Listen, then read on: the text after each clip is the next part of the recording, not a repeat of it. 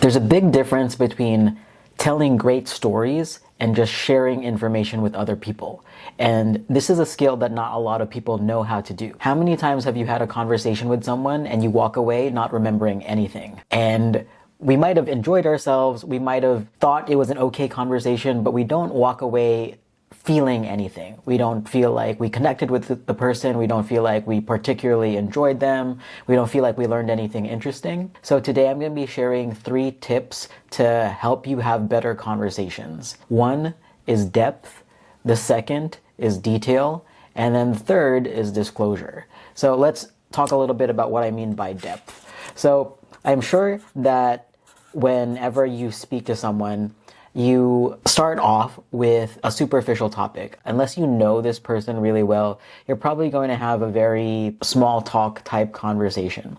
And that's fine because that's how most people start off. That's part of a social agreement. But what some people get stuck with is getting to that deeper part of the conversation so that you can actually start to build a connection with the person that you're talking to. And one of the ways that you can start to build depth when you're storytelling is to go a layer deeper beyond what you originally shared.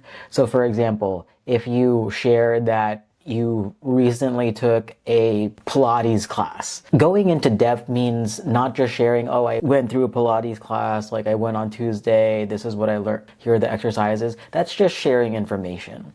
But depth could mean sharing why you decided to take Pilates. So getting a little bit vulnerable and saying, oh, I decided to take Pilates because I have been having issues with my mobility and my back, and I'm kind of worried about my health right now. And I heard that Pilates is a good way to really strengthen the muscles around my joints. And that gets people really curious.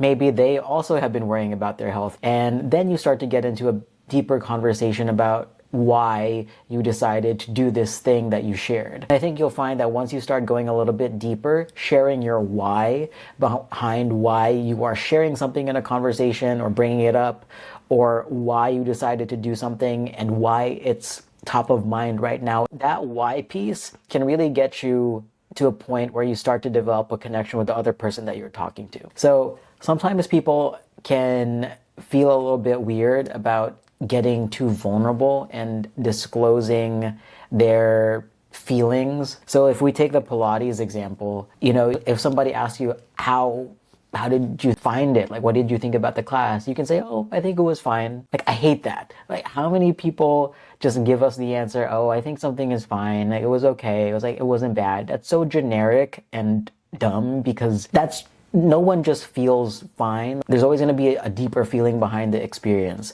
And so really disclosing, I feel, or I felt this way during the class, or this is what I was thinking, giving the other person a sense into your inner world while you were doing the activity is going to help the conversation feel more engaged and also help it feel like there is an exchange dynamic between you and the person that you're talking to. So you could say, oh, I wasn't good at it. Like I felt out of place in that class. I felt like I didn't know what I was doing. I felt intimidated. All of those things are universal human feelings that other people can really relate to. All of those things can add to the feeling of connection and depth in a conversation. The third concept that I want to talk about is detail. So bring us into the moment of your story. I think a good practice around this is speaking in the present tense. Even though you might be telling a story in a conversation and your story is something that's happened in the past,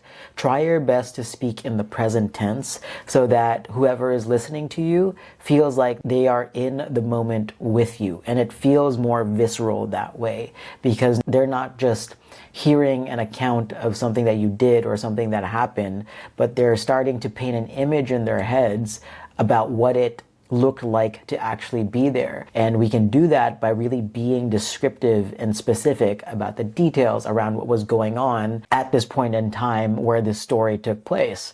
So if I'm gonna stick with the Pilates story, it could be like, oh, I walk in, everyone is sweating, the room feels like it's 90 degrees, and I can smell the sweat from all of the other people around me, and no one is talking. So just notice what I'm doing there. I'm speaking as if I am in the room. I'm in the studio where this class is taking place. And when you start to speak from the present tense, you can really engage the senses, and step by step, especially if you're using short sentences, you start to draw the listener in so that they can really picture this room with you. They can picture the sensory experience. They can imagine themselves sweating and what it feels like to be out of place and smelling all of these other people in the class. It's funny that I'm using the Pilates example. I just stuck with that. But it is all in the details. The stories are in the details. And all of these things, whether it's the depth that you go into, your disclosure about how you are feeling, your internal world at the time of the story, and also the amount of detail, sensory detail that you share as you're speaking, can make the storytelling experience and the conversation experience completely different.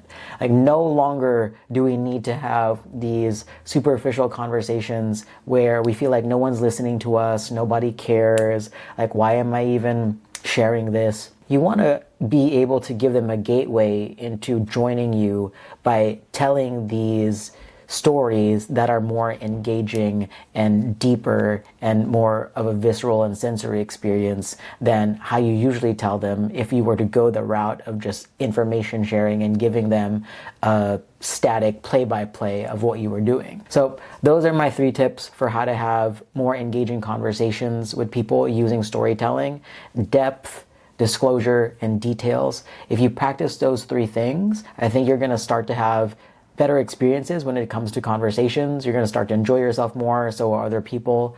And even if you just pick up one thing and try to practice it, see how much more people are listening to you when you start to implement these tips, then you can just build upon that and then see what works for you and see how each of these concepts works into your own speaking style. That's all for today. Until next time, everybody, take care.